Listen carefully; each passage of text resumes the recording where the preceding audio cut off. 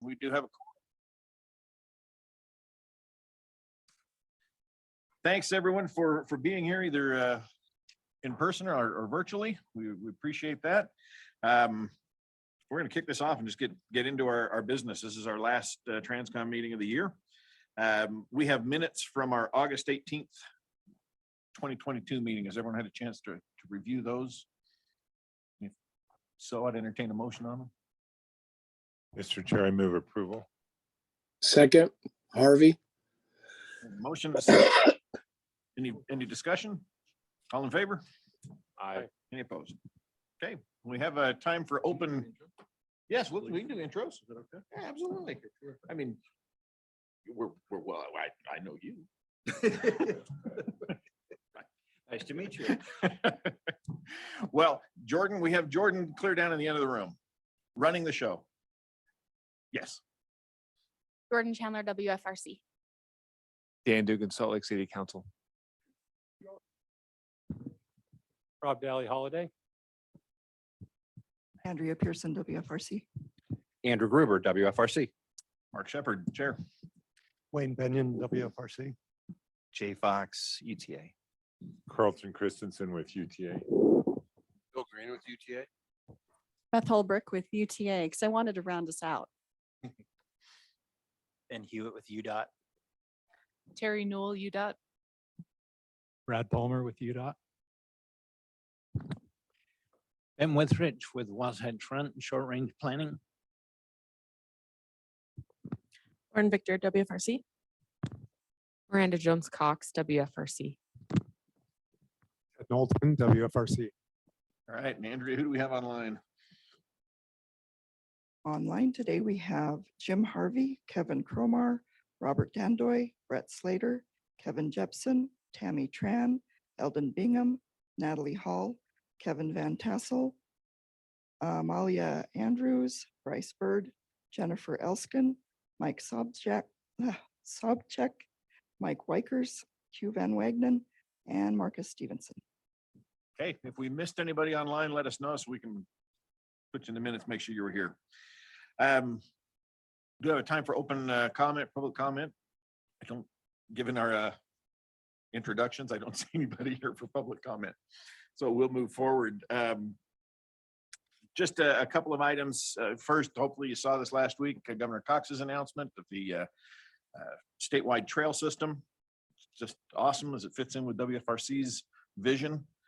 And it's wonderful to see him as aggressive as he is in really wanting to make this happen. So thrilled with that one. Second, hopefully you've had a chance, if you haven't yet, to take advantage of or the upcoming Wasatch Front Choice visioning meetings. There, we've had a couple already. We've got others coming up. It's a great opportunity to share and have some input.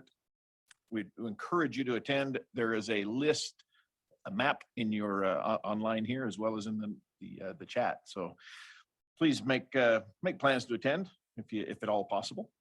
I'm going to attend somebody else's but mine because I think we just found out I'm out of town that day. So, Mayor Shepard. yes, Could I just, would you mind if I put Terry on the spot absolutely.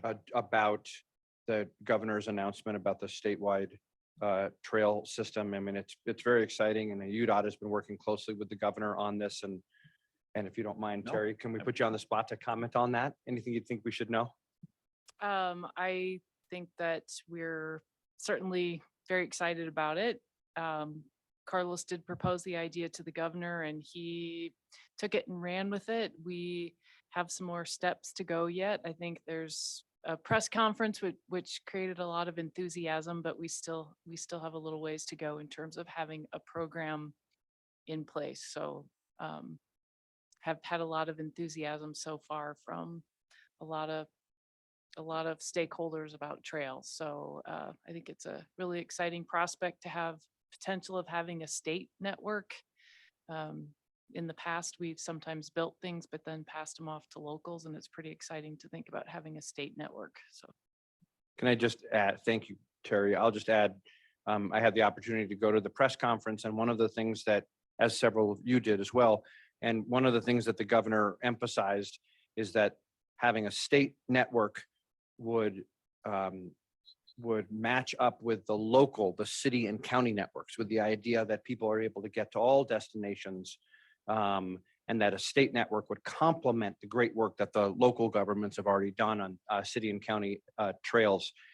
Also, having a really great trail system so that people can get around, use their biking or walking as a means of transportation is part of the core of Utah's Unified Transportation Plan and the Wasatch Choice Vision, providing transportation choices so people can walk, bike, take transit, drive, that they have all of these choices. So it's really consistent with everything that we've done here at WFRC, and we're excited to work with UDOT and the governor's office and make it a reality. I'll just add one more thing, not just choices, but for those who can't drive. I think that's a really important thing in this state. We have a lot of young population, older population, those who can't afford a car. I think it provides options for them as well. So I think that's important too. Thank you. We had our board meeting this last week, and at that meeting had several modifications to the tip. Were there any questions regarding those modifications? Okay, seeing none, we actually have some additional, I told Wayne when we were talking about the meeting that we just met last week, there can't be a whole lot of other, and it turns out there are a couple. So we have got some requests that we'll turn the time over to Ben to talk about requests from South Weber, West Valley, and UDOT. Thank you, Mr. Chair. Perfect.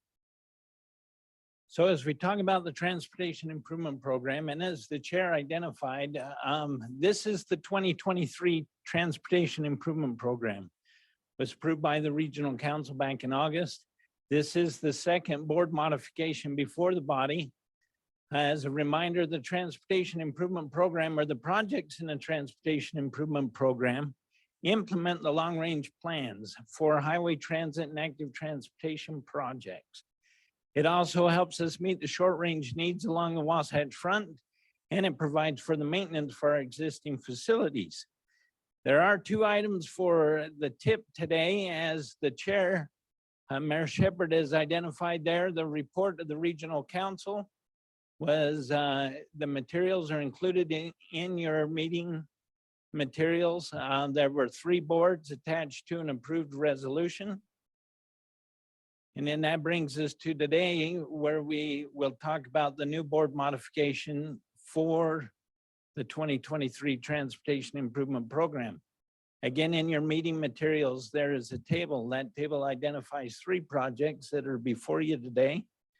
And we'll go through each one of them in a fairly quick manner. The very first project that we have to look at is a project in Salt Lake County.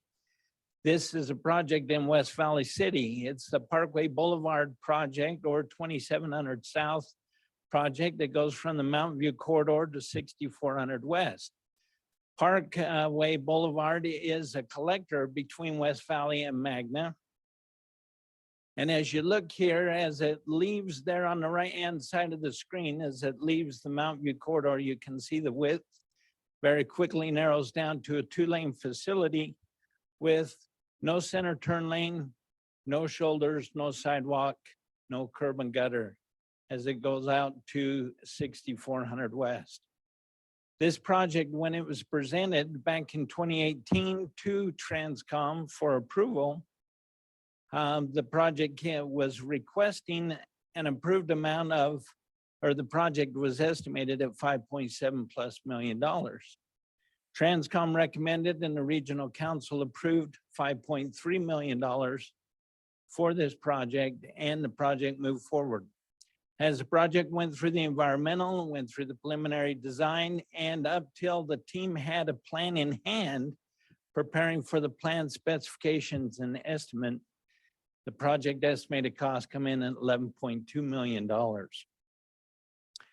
This is still a very important project, and West Valley is very much desires to make this project happen.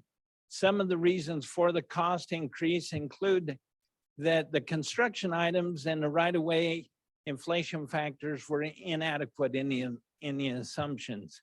Of course, we all are aware of the cost of labors and the equipment and materials for building the project. If we compared the plan in hand with the project evaluation concept report, some of the things that we noticed that there's an additional 1.2 million necessary for the right of way. There was an additional 750,000 for design and construction engineering services. There was an addition of 2.2 million in roadway and design or drainage items. That included 600,000 for mobilization, 400,000 in traffic control, and 600,000 plus in the drainage and structures of the project. West Valley put their heads together, came with a plan, a very notable plan, recognizing that we had a plan in hand estimate of $11.2 million. We had federal STP funds programmed at 5.3 million with the local match from West Valley at 384,000 plus. With that additional difference, there was just under 83,000. The plan West Valley put together was they would come to the table with $1 million of additional funds that they would get from their stormwater utility, 969,000 plus from transportation sales tax. The West Valley Class C Roads Fund would bring in another 750,000, and then some road impact fees at about 675,000. And they are coming to this body to request an additional 1.9 million. And that would require a match of 137,000 plus. So if we sum that up, sorry, we lost the table there on the bottom, but we have 7.2 million in the federal STP funds and 4 million then from West Valley City with local funds, giving us that total project cost of 11.2 million. So the desire is to still reconstruct and widen this facility from a two-lane narrow facility to a 5-lane, including the shoulders, bike lanes, curb gutter, and sidewalk. The additional funding they're requesting from us is 1.9 million of the STP funds and requesting to bring 3.5 plus million of additional local funds for that total $11.2 million. You need to know that the STP funds that we would be programming do not negatively impact any project currently on the program, but it potentially will take away from future programming opportunity as we move into the next project process. The next project we get to talk about is a project out in Tooele County. This is in Uraganite.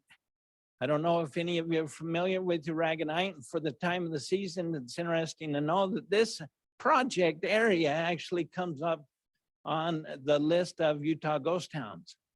So back in the early 1900s, they established this location to mine the mineral Uraganite. It was around for a few years and then has disappeared. But if you were to go out there and take exit 56, you could go south for about 3 miles and then head east towards the mountains, and that's where you'll find the old, it now looks like it was a facility that was constructed there for the miners. Anyway, here we are on I-80. This is the project. This is a pavement preservation project. This goes from a mile point 50 to mile point 60. The intent here is to road a mill off 1.5 inches and then to overlay with a new 1.5 inches.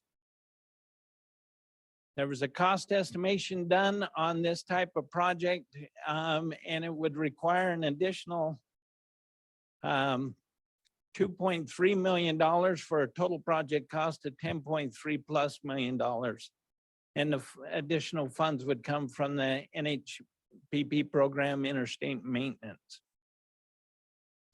The last project we have to look at is a project in Davis County. This is up in South Weber City. This is a project on the Weber River Parkway trailhead connection.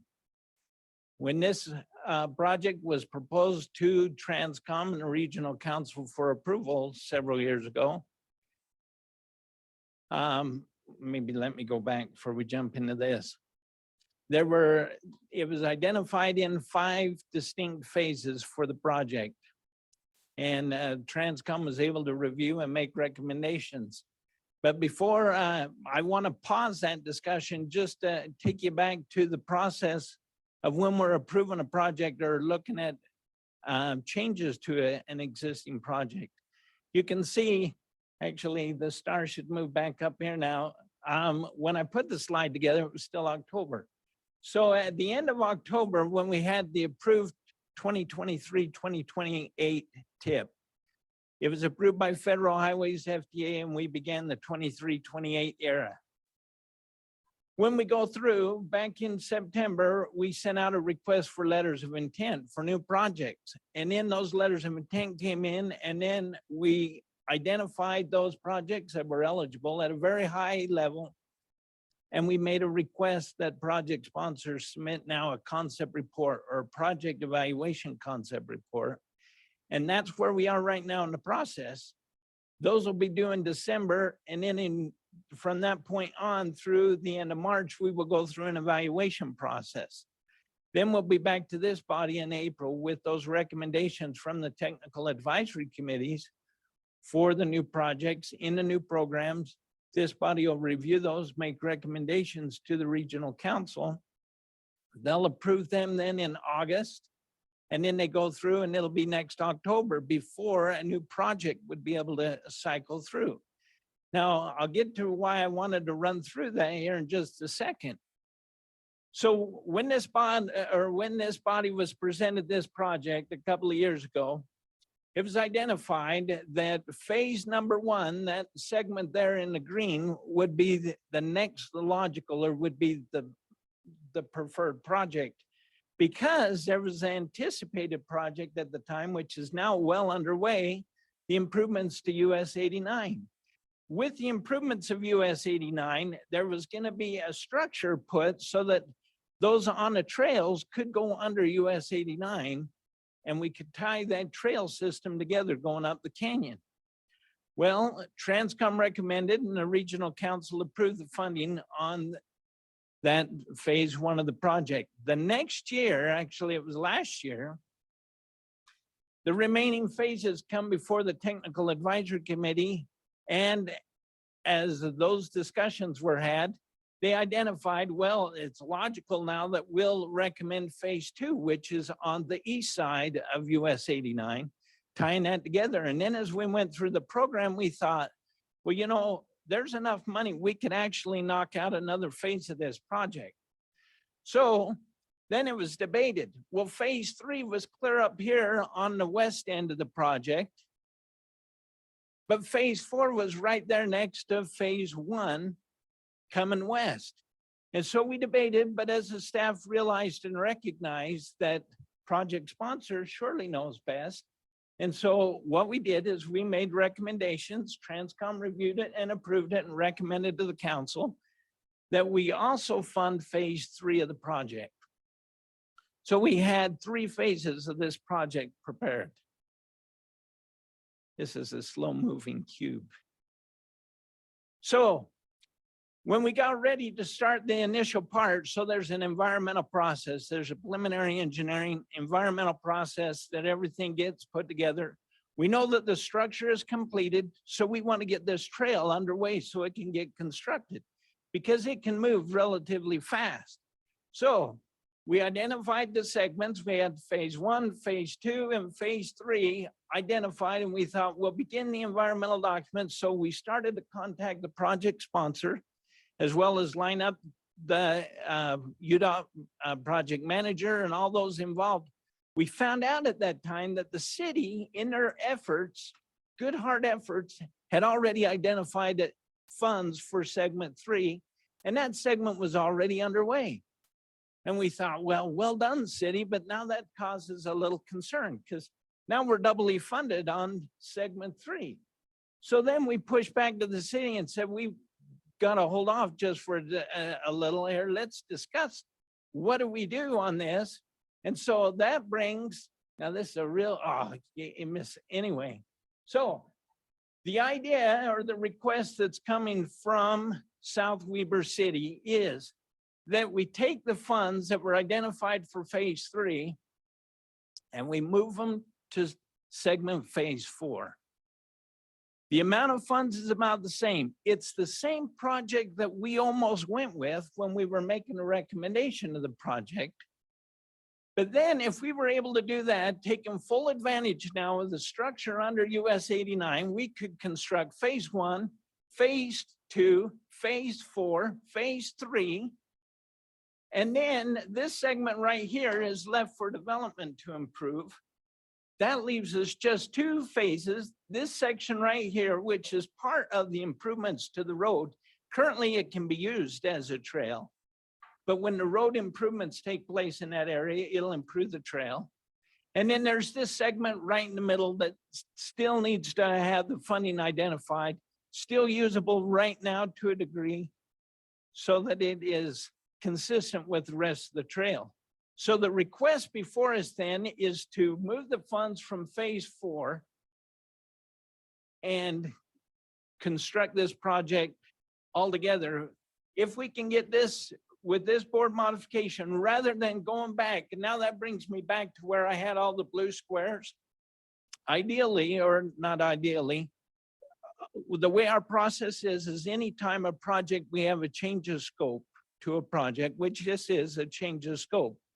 It pushes that project back out for the review and evaluation from the technical advisory committee. And then it comes to Transcom for your review and recommendation. We presented this to the technical advisory committee. They thought this would be a good idea. It would be great because then we could get this project underway and potentially within the next year or 2, this could be constructed. But that's what's before this body right now, is if we can move those funds to phase 4 from phase 3. Another real benefit, though small as it is, phase 4 only costs $312,000, phase 3 costs $318,000. So there's a $6,000 plus or minus savings. But anyway, that's the board mods that's before the committee today. Again, thank you, Ben. Any questions for Ben? Oh, come on, make something up. Yeah, always. Mr. Chair, Yes, Mr. Harvey. could Ben explain the difference between phase 3 and phase 4 of the South Weaver project just 3 more times? I was kind of lost on the numbers, but you know, Mr. Chair, I had Yeah. a quick question, yes. maybe more for just edification. Where is UDOT at the Highway 89 project piece to that? I know that, didn't there discussion about the 84 interchange? Is that, maybe you could just give some background. I'll start to answer, and I see that Brett Slater is online. If he needs to add to it or correct it, I will encourage him to do that.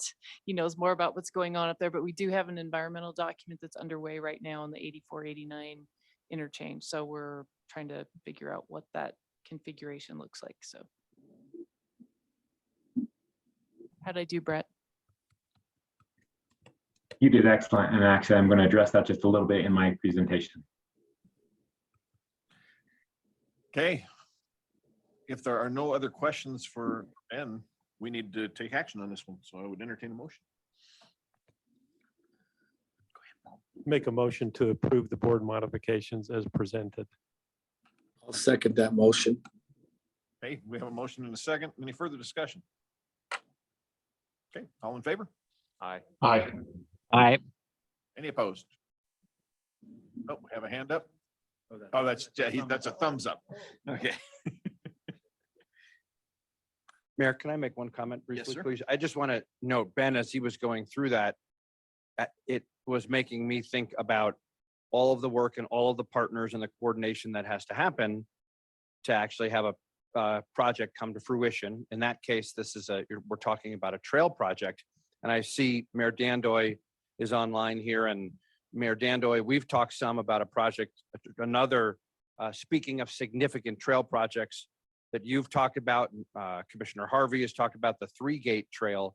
And I think we've had a little conversation that maybe at a future meeting of Transcom, we could highlight the three-gate trail as another example of a regionally significant trail system that's taking lots of coordination to get done. Mayor Dandoy is nodding his head. Yes, I just wanted to highlight that one, particularly apropos of the governor's announcement and the work we're all doing together to, to focus energy on making trails a viable solution for transportation also. Yeah, that'd be a good one to discuss at some point, because that is that's a major coordination of, I mean, not just us. I mean, it's Air Force, that's Union Pacific. That's that's a big one. Mayor Dandoy, does that sound good to you? Yes, sir. In fact, we're really excited about that. I would recommend, if we can, either in the Transcom or a future Wasatch Front Regional Council meeting, that we kind of talk a little bit more about that. We'll provide some details and hopefully come up with kind of the way ahead. But we do have 5 or 6 cities engaged, involved, obviously, 2 counties. And obviously, we think MIDA as well as Falcon Hill could be a big prime benefit of this. So we see a lot of players in this. Yeah, we've been working on it with, as MIDA for a while, and that's a big one to us. Okay, well, let's move on. We have updates today from both UTA and UDOT. We have Carlton Christensen here, Trustee Christensen. We have Trustee Holbrook here as well, but we're going to go with Trustee Christensen today, as well as Bill Green, the CFO for UTA. We'll turn the time over to you two. Great, thank you. And I'll just give you a cue, or is there a thing I need to click, or? Sure. Sorry, Ben. I thought if there were other questions, it'd be good to have both Bill and Jay Fox, our executive director, here with us. And when you said that you were going to surprise Terry and have her say something, I thought, well, he's going to have her present our budget for us. So that would be really nice, Terry. Thank you. As you may know, UTA is on a calendar year, fiscal year, and we just, as a board, approved our tentative budget for release to the public for comment. And I'll go through some of the highlights of that budget as we do that.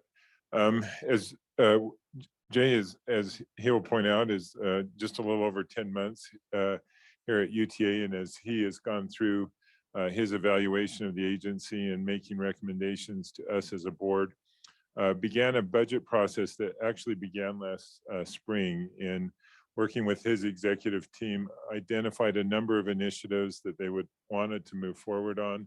There are obviously some additional strategies in regards to looking at some reduction in cost.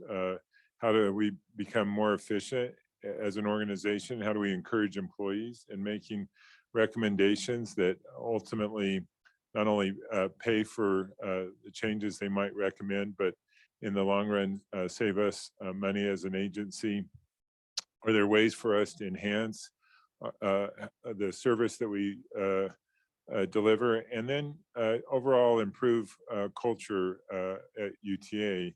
And I think one of the things the last couple of years, and in particular last year, has pointed out is that that if there's a rare commodity that we're all dealing with, and that is having enough employees and having them stay with the organization, feel part of the organization, and allow us to grow as an organization. And so we're looking at a number of initiatives to try to improve that circumstance, and that's important for us. Like any agency, we're driven by some legal and some political mandates, but as well as impacts to partners, regulatory issues, and just overall other items that we need to change. This gives you, this is our proposed 2023 operating budget, and it's broken down here by mode share and how we go about that. And by far, the bulk of our budget goes to operations, and bus has and really in the foreseeable future is the largest mode of carrying passengers in our system. And it is also right now one of the more constraining aspects, a little bit fairly publicized. We're down about 85 operators, and most of those are in Salt Lake County, some are in Weber County. But it has constrained some of the service that we're able to provide, and we're making some temporary adjustments in December to try to accommodate that. But it's also one of the significant opportunities for us as we look at some expanded service and then some adjustments to light rail that I'll touch on here in just a little bit. As we look at our overall service strategy, a couple of the things that we're excited about, there are a number of things we're excited about. First of all, as has been spoken of here frequently, our Ogden or OGX comes online next year. We're looking at late summer, I'm presuming around August of 2023. It's already currently running on the Weber State campus as a shuttle system, doing exceptionally well there. And we're not only planning for the portion of the cost that will incur then through the remainder of 2023, but this gives you a sense of what our long-term overall annual operating costs would be. On Saturday, service on tracks, currently, correct me if I'm wrong, Jay, but it's 20-minute intervals on Saturday, right? Or is that 30? 30. It's 30. So we're looking at a 15-minute service on tracks on Saturday starting in August, and that obviously requires additional operators to be able to do that, and as well as the operating costs associated with that. But that's an important piece, and particularly as we look at more and more transit-oriented development along those corridors. We're looking also in the transit community. This has taken me a while to fully understand, but in the transit community, when you begin as an operator, it's known as extra board, and our because of how our collective bargaining is structured, operators based on seniority choose their routes and the timing of their routes. And so when you're a new operator, you work in the extra board, and basically you backfill when there's empty positions or people have taken vacation or sick or other circumstances. Probably not the most ideal of circumstance if you have a strong family life and need a predictable type of timing sequence. This isn't unique to UTA. It's certainly prevalent in the transit agency or transit industry. We're looking at some ways that long-term would make that a much more predictable kind of experience. As a consequence, we lose a lot of new operators once they're hired. It's just not the kind of circumstance. Usually once they get past their first few years and get in a much more predictable type of shift work, that they tend to stay with us ongoing. Our service on-demand service in the south part of Salt Lake County has done exceptionally well. It continues to grow at an ever increasing pace. We recently enhanced or approved an additional to that contract, and we anticipate some additional growth in that sector, and so that's reflected there. And then currently we have a very high very low supervisor ratio to the number of operators that we have. It makes it very challenging for an operator to see their supervisor on a regular basis, and also as we grow, having that supervisor ratio be sufficient enough to have the kind of relationship that would create a better atmosphere for both the operator and the supervisor. So we're looking at improving those supervisor ratios this year in hopes of, as we hire up what we hope for 2024, that would then allow us to do some additional service in that regard. This just gives a few highlights of things that we are looking at and some changes that we've made in our program, and I can go into greater detail later on if you have some questions. But I think has been pointed out here as we work hand in hand with the MPOs on our transit-oriented communities. We're adding some resources there. We conduct annually an onboard survey. That's a pretty significant survey. It tells us quite a bit. It's not an inexpensive thing to do, and so we've included that. We're making some changes in our organization, and then we generate a lot of data. We're not always able to pull that data out like we'd like to. And we're doing some significant data governance improvements there, and with the long-term prospect to put us in a better place where we can utilize that data and use it as in our decision-making capacities. This just gives you a general overview of our operating budget and the original 2022 budget, how we made some mid-year adjustments, both in staffing and service. And then, of course, some of those one-time items we backed out to come to an additional base budget that we planned of our 2023 budget based on. Like most, we're looking at wage demands, and we're in the process of our collective bargaining as we speak. And so that's yet to be seen. But we also are faced with some high fuel costs. To give you a sense, last year, we in the budgeting process, we upped our diesel estimate to $2.70 a gallon, and currently we're in the high $3 range in our diesel fuel. We're looking at some instruments that would help us have a more predictable cost when it comes to our fuel, but it's a significant thing. We're one of the highest users of diesel fuel in the state, and so it's not an insignificant impact to us. And then some one-time costs. We recently, in our last year budget, added a significant apprenticeship program on our rail side, and some of those costs are residual in 2023, but those are a significant part of our one-time expenses that are being backed out.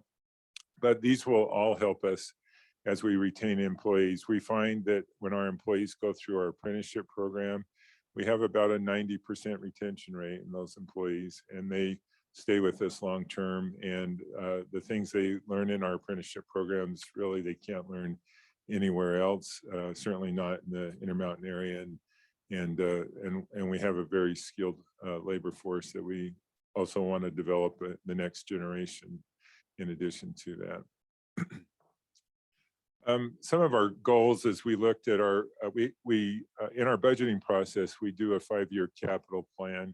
That helps us, it helps those who manage those programs have a predictable direction about how much budget do they actually need in any given year. It helps us also plan our cash flow and other demands that are placed on the budget. But first and foremost, we want to operate a safe system, and much of our system is now over, not much, but a good portion of our system is now over 20 years old. We're making significant improvements. We call that maintenance a state of good repair. These are more than just the systematic maintenance that we would do on a day-to-day basis, and often requires some extensive capital projects to accomplish that. We want to be we recognize that we have to live within our means, and we want to be good stewards of the public tax dollars. And so we, in the process of that 5-year plan, we also want to make sure that we have the capacity to deliver the projects. And I know UDOT's presenting next, and we're working with them on some significant capital projects.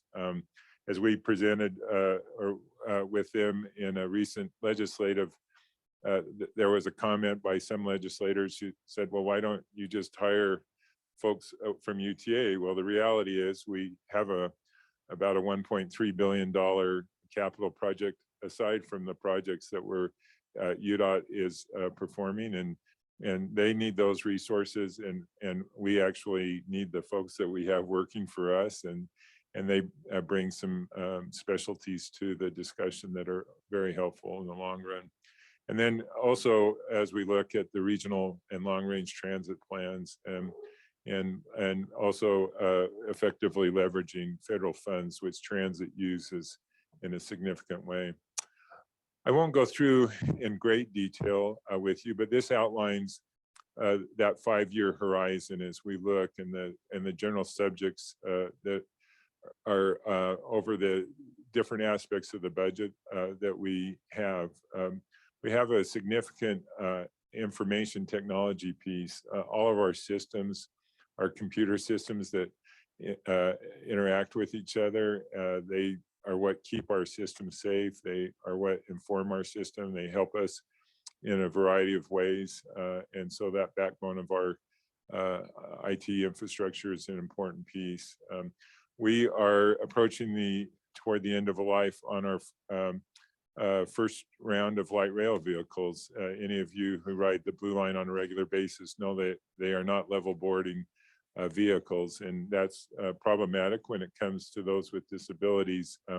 We have ways for them to get into the vehicles, but it's not as conducive, and it certainly doesn't serve them as well.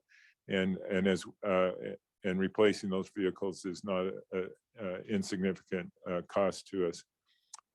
But we know that there's some federal opportunities that we want to take advantage of. We're planning to put some of our own dollars into it, and I think we're hopeful that there might be some other funding sources for us to consider.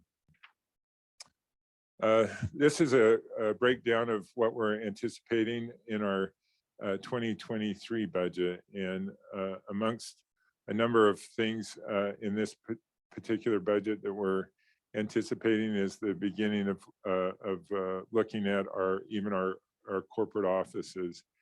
We did a study on our current facility, and while it's safe in the sense of if there was an earthquake, people would get out safely.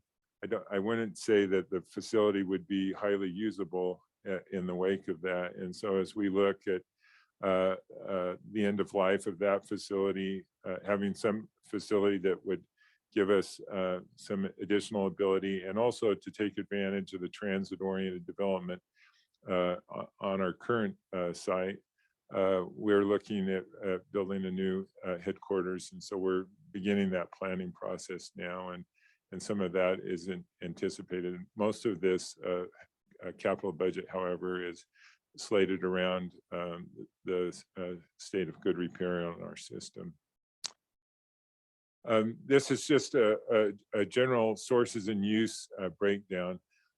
I will say that when Beth and I came to UTA 4 years ago, that year 5 horizon was a very bleak horizon. And there was no increase anticipated. We're still not proposing an increase in there. And I don't think we were anticipating low ridership from a pandemic when we started in 2018. And we've managed to work through those. We've been very fortunate that we're in an environment of a strong local economy. Sales tax, as many of you know, has been strong and has allowed us, along with some additional funding that we've received to meet pandemic needs, has put us in a much stronger position. It doesn't mean we have the money to spend on everything, but we're much more fiscally sound than we were 4 years ago. And thanks in large part to a lot of hard work by a lot of individuals to get there. Please, Andrew. Mr. Chair, may I ask a question? Yeah, please. Carlton, I note in this chart here, the stimulus funds, the federal funds that came in during that pandemic, significant federal funds, and then those drop off after they're utilized. Yeah. What are the implications of having that such a significant spike in funding and then that dropping off? How do you maintain stability with that up and down of federal funding coming and then going?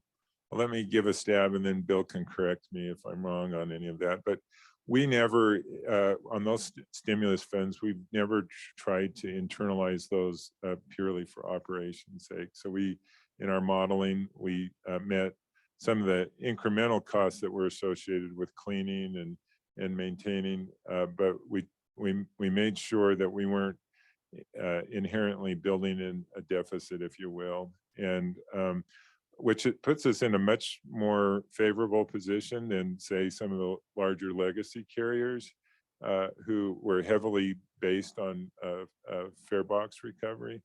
It'll be interesting to see how they fare next year. I think we were benefited without question because so much of our revenue comes from sales tax, and sales tax remains strong even though ridership was weak, especially in 2020 and early 2021.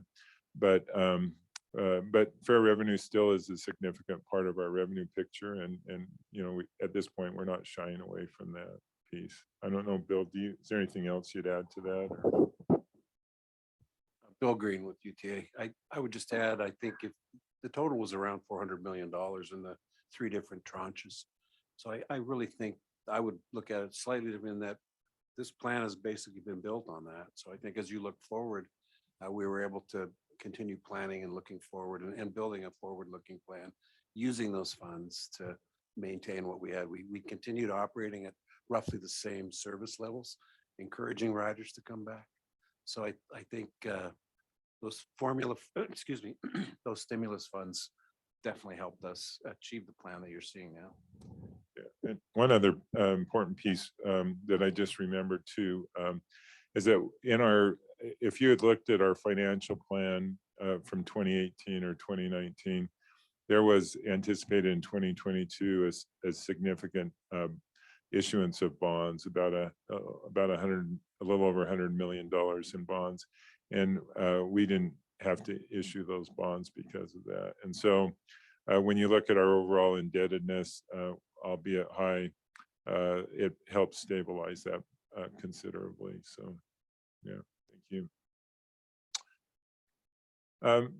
This gives you we presented to our local advisory council yesterday for their review of the capital plan, as well as a review of our tentative budget. And we're now in the process of receiving public comment. We'll hold a public hearing on November the 10th with any final adjustments presented to us on the 7th at our board meeting, and then slated for final approval on December the 21st. I think, let's see, I don't know if that's it or if that, I don't think I turned it off, but so any questions though? I know I went through that in a pretty summarized way, but I'm happy to respond. Terry, did I do okay since I didn't call you to do that? Okay. Hey, thank you. Thank you, Carlton. Appreciate that. No. Okay, seeing no questions, we'll hit item B and turn the time over to Brian Allen. Talk about UDOT. He's UDOT project manager for the UTA major capital projects. So.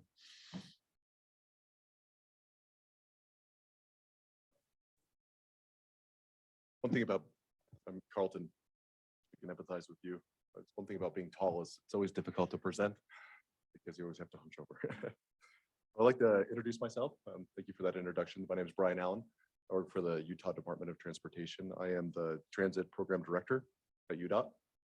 Thankful for this opportunity to present on Front Runner. So do I have sent my slides? Brian, we're pulling it up right now.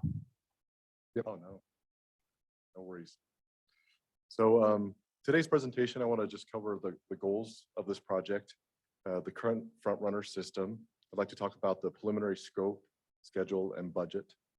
I'd also like to thank UTA, particularly the UTA project manager on this project, Janelle Robertson. It's no secret that UDOT is new to transit. We haven't built that many commuter rail systems, right? So we really appreciate and value our partnership with UTA as we move this project forward. It's been great working with UTA, and I look forward to continue that relationship. So this last session, just want to go into a little background about why I'm here. This last session, the legislature passed HB 322. This reorganized the delivery of state transit projects. This bill required UDOT to manage projects in a large public transit district that adds capacity and a fixed guideway system. A fixed guideway system is anything that operates in its own dedicated right-of-way. So bus rapid transit, light rail, Oliver, and commuter rail. Oliver. Excuse me? Oh, okay.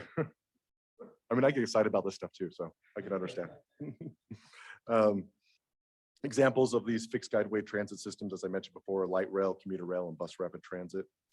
I just want to once again emphasize that in Utah, we have a proven track record of working with one another in collaboration. The Unified Transportation Plan is one item that comes to mind that really exemplifies that. The department recognizes, as I said, that UTA will be operating these systems. And it's really important that we do this in tandem with one another. So the current front runner system, the current front runner system is about 1/4 double track, 1/4 single double tracked and a 3/4 single tracked. So that's a lot of single track. These trains have to pass each other in these double tracked locations. So this is called a meet when the trains pass one another. The lack of double tracking on the system really limits the system's ability to add frequency and also really impacts the system's reliability. So because those trains can only pass each other at those double track locations, if one train is delayed, it really delays the whole system.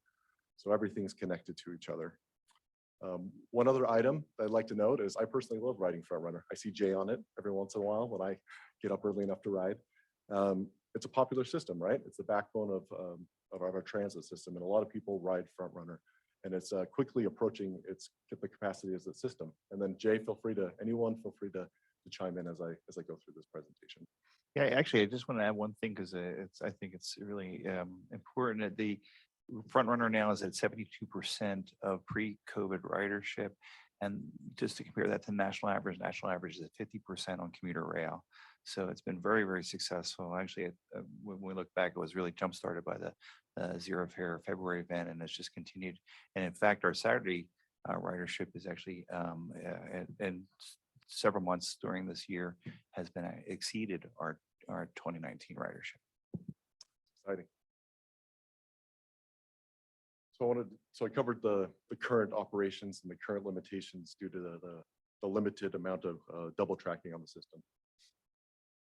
So the project goals are to alleviate congestion. So as I mentioned, and as Jay mentioned, the system is very popular and has a high ridership. And as Utah continues to grow, that ridership will also continue to grow. Also, we're really looking to increase the ridership on front runner. Utah's population is gonna, I believe Carlos said it was gonna double in the next 20 to 40 years. Is that right, Terry? And we need a multimodal solution in order to address those challenges and opportunities that come with growth.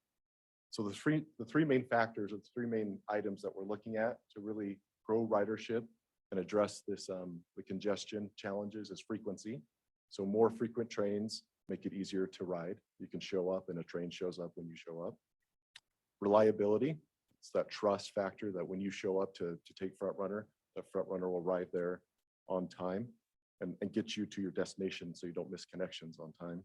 And also speed, that the front runner operates at a somewhat comparable time as taking a vehicle. So achieve these goals, we're really looking at focusing on frequency and improving reliability and also increasing speed. So currently, as I mentioned before, due to the limitations of the double tracking segments, the peak hour reliability is about 77%. We really want to increase that to 95%. In addition, this project is really aimed at increasing capacity and increasing service. We're looking at actually doubling it. So that's really exciting. So the current service is about 60 minutes on the off-peak. We would like to double that to double the amount of frequency or double the amount of trains to get a 30-minute headway. And during the peak hour, cut that 30-minute headway down to 15 minutes.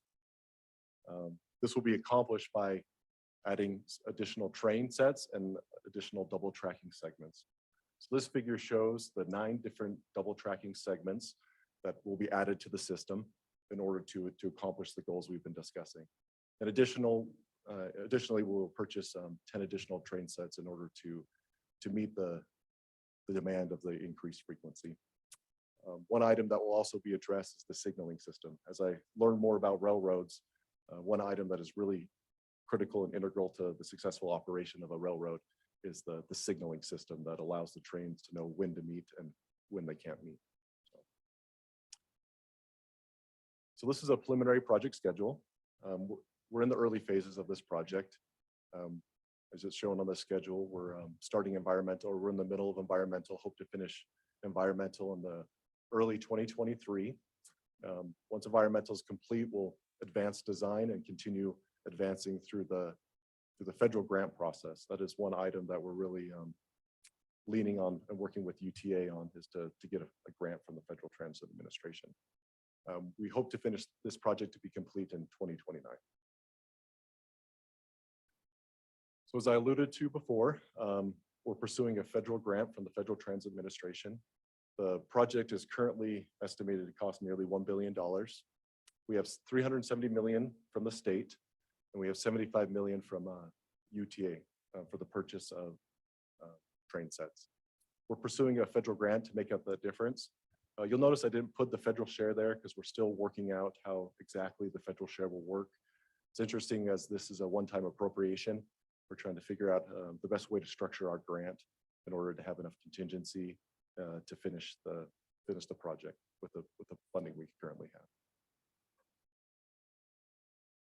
So that's just a high-level overview of the Front Runner project. Thankful for the opportunity to come present. If you have any questions, let's go to that. Chair, we talked about the growth across Utah, doubling in population here over the number of few years, and this is going to give us 15-minute head time by 2028. Yeah. Will that meet the needs of the population in 2040, or we're going to have to increase double tracking even further from the 9 segments that you have up there? Yeah. So the double tracking, our goals are to increase ridership, right? And also improve reliability and increase frequency. We'll get a 36% increase in ridership in 2040 with the implementation of this project. So, and this project is being built to address that 2040 capacity. Okay. And when you double track it, is 15 minutes still would that still be the fastest head time? I'm not sure if you reduction head time. Could you go to a 10-minute head time with that same thing? Or you'd have to build additional infrastructure in order you to would get, still that? Yeah. And adding another car to each train wouldn't that still wouldn't give you that much more capacity? Or could you still do that with the double tracking that you have here? That's something we're evaluating and is the best configuration of the trains moving forward in order to meet that demand. Okay, thanks. Can I just briefly questions. supplement that about the projections for population growth and ridership? The ridership projections that Brian just cited are based on a whole variety of assumptions about development patterns. Yes. And what may happen, and I would actually say we hope will happen to best absorb growth, is that we create even more opportunities for more development to occur in those station areas around the front runner stations, right? Farmington Station, we just certified their station area plan. Clearfield is moving forward with their development. Roy City is moving forward with their development. So we may, building on the transportation and mobility opportunity presented by enhanced service of front runner, see more intensive development around those front runner stations, which would increase the ridership, absorb more travel demand, better improve our air quality, et cetera. So by making these improvements, I would say I don't know if you would characterize it this way, but I'd say the ridership projections that Brian just cited are on the lower end, and we have a lot more capacity to absorb growth and even increase the utilization of front runner going forward over the decades to come. A lot of exciting opportunities, right? Thank you. Any additional questions? Or Yeah, Kevin Cromar's got a question. Yeah, thank you so much for doing this presentation today. I'd like to ask you, maybe just qualitatively, what impact do you think that this improved double tracking would have on regional mobility? Not in terms of ridership, but overall mobility in the region. How would you qualitatively describe this potential impact? I think we have a lot of experts, honestly, in this room that can really speak to that better than I'm a project guy, so I think it would be be good to have some of the Wasatch Front Regional Council people answer that question. Andrew? We're all looking at each other like who wants Just the to, who expert wants in to the take room. this one?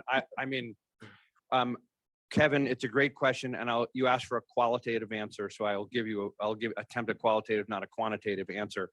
Part of the benefit that Brian talked about front runner enhancements, but increased ridership means that people have more of an opportunity to use front runner for their key travel rather than driving. Right. And so even as we're improving I-15 by improving front runner, also we're absorbing travel demand off of the interstate system.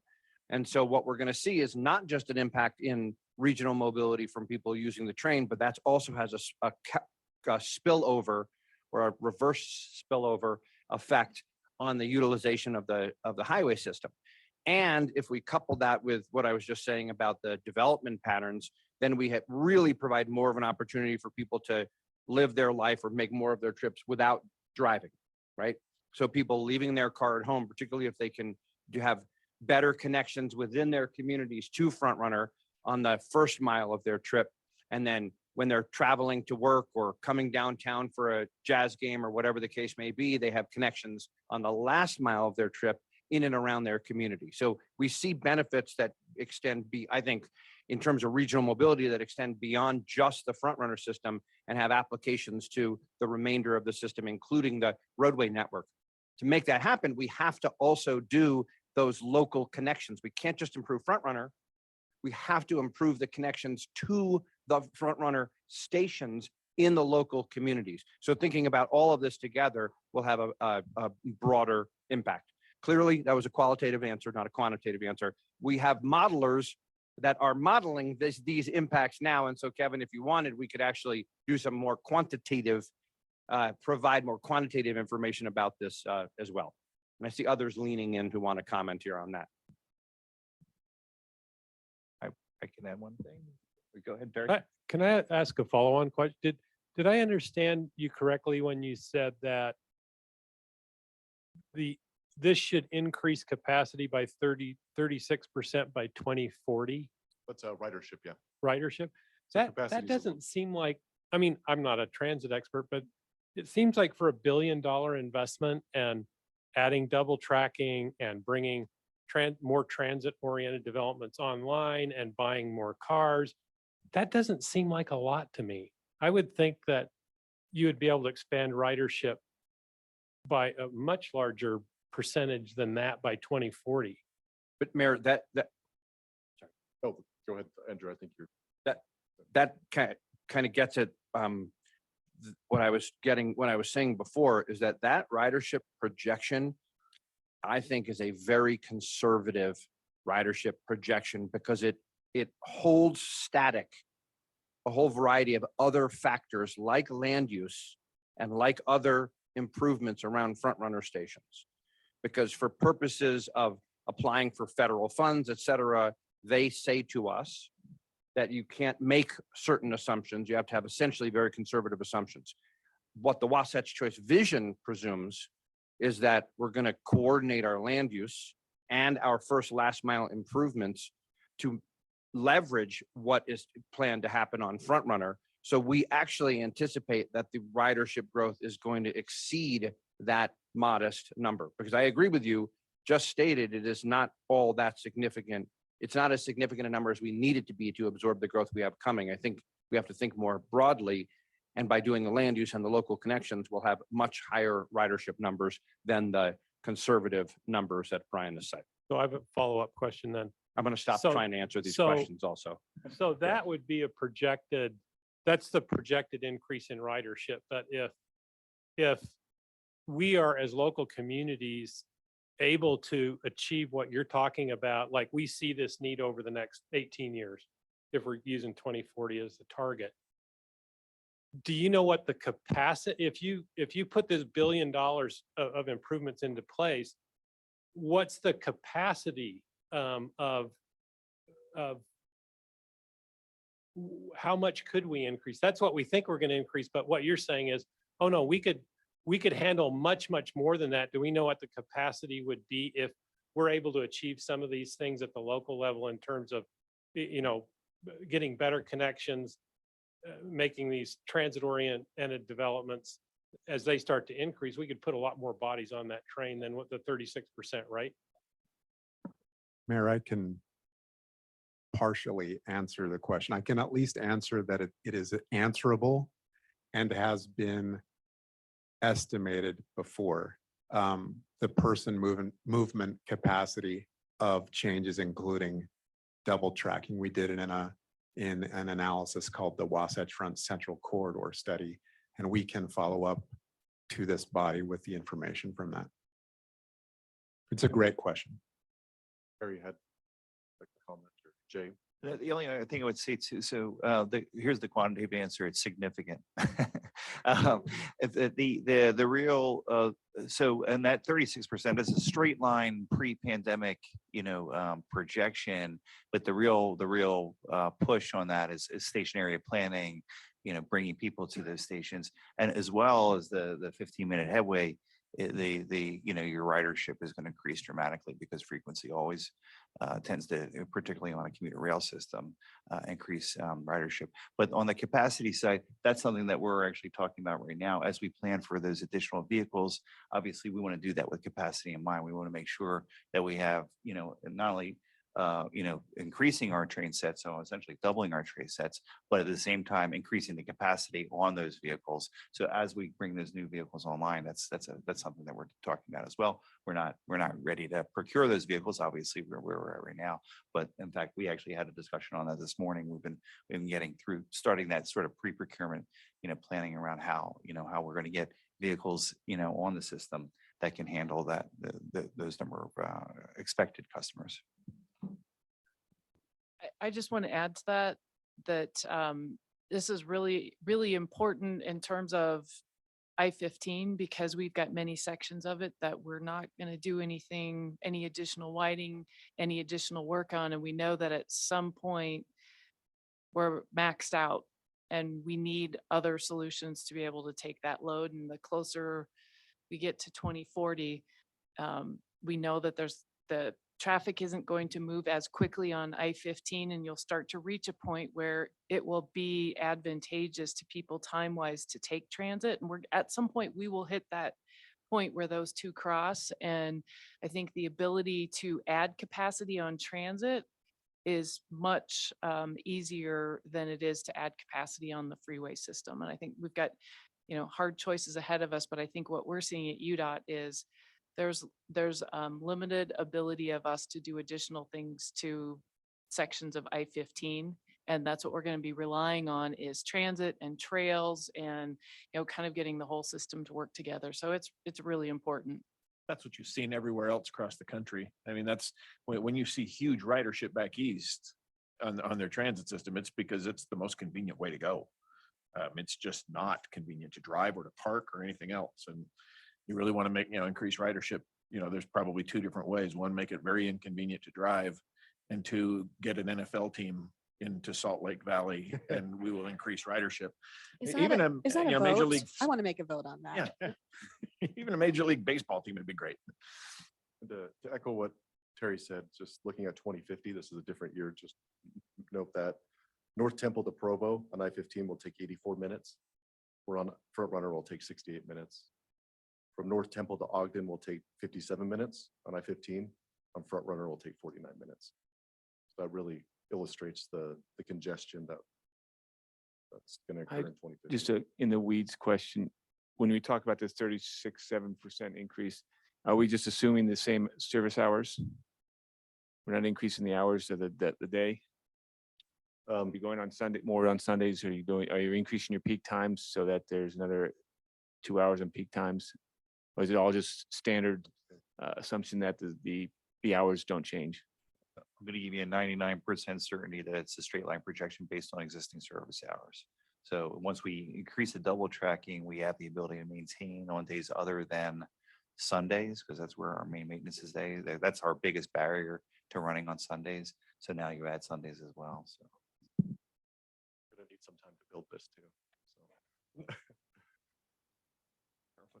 I would just also add, just because we often look at this corridor as the only corridor, but like if you take 5600 West corridor, which we're also working with UDOT on, a lot of these other corridors are going to be super critical because I think as you look at the employment centers and the work that Ted and others are doing, would point this out that the traditional locations of employment are broadening and where people are commuting to are also changing. So not only do you have this pressure on this corridor, but these other corridors are going to be equally as important because which speaks to the, you know, having employment closer to where people live, diminishing the commute time, but we're going to have to look at a number of other systems to do that. And that's why we continue that planning work jointly, trying to find those solutions.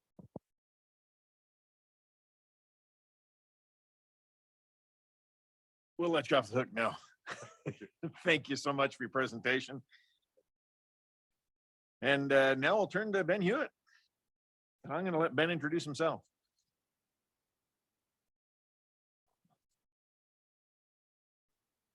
I don't have the same issue as Brian with the microphone height. So I'm Ben Hewitt, UDOT Program Development Director. I work in planning, environmental programming, and strategic investments for UDOT.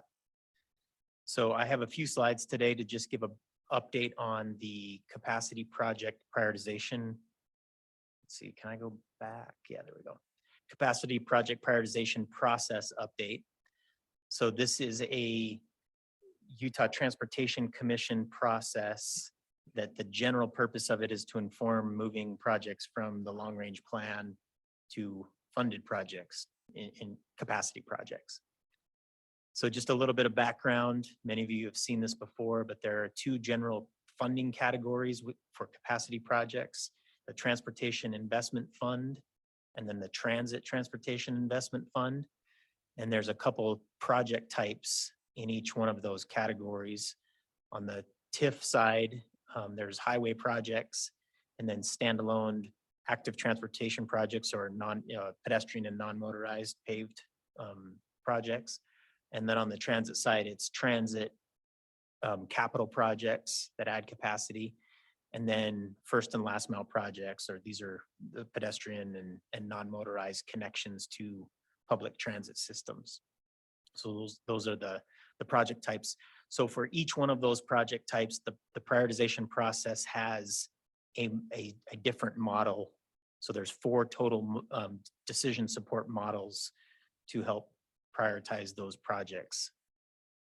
And so all of those models share a common framework, which is based on the Utah Transportation Vision outcome areas of good health, strong economy, better mobility, and connected communities.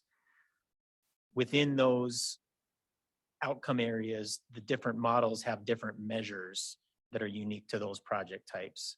So if you're talking about throughput in a better mobility category or outcome area, you know, the way that throughput is measured is different between like a highway project and a transit project. So just like we talked about, like ridership on the transit side versus, you know, maybe volume on the highway side. So they all share the same framework, but they have different measures within them. So right now, UDOT is leading an effort to do a little update or a refresh to incorporate some lessons learned and update some things within this process. Some of the goals of why is to look for opportunities to simplify and streamline. Learned a lot of things over the past few years with the current process, and this is always a good checkpoint to see if there's opportunity to simplify and streamline. Another area is looking at the way that the ranking is done. The current model has a relative ranking process where it ranks projects against other projects. That we've found that can cause some challenges when it works really good for a static one-time ranking, but it can cause some challenges if you're moving projects in and out. It can start shifting some things around and it makes it a little bit difficult to track. Third bullet there, integrating new data sources. There's all kinds of new data sources and tools coming online. So it's a good opportunity to take a look if there's better ways to measure things and look at those data sources. one of the goals from the beginning is to, where possible, use outcome-based measures. And what that means is, rather than looking at, we need a project here because there's an existing problem, it's measuring how well the project that you're proposing can address that problem. So we've always tried to do that. And so this effort is to look for additional ways to continue doing that.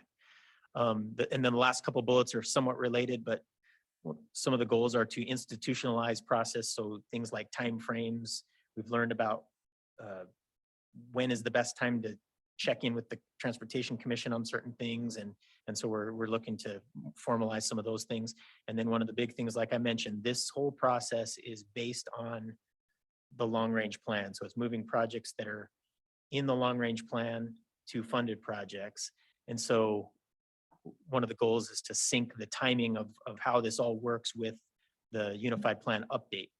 So we've got an update coming up here in 2023.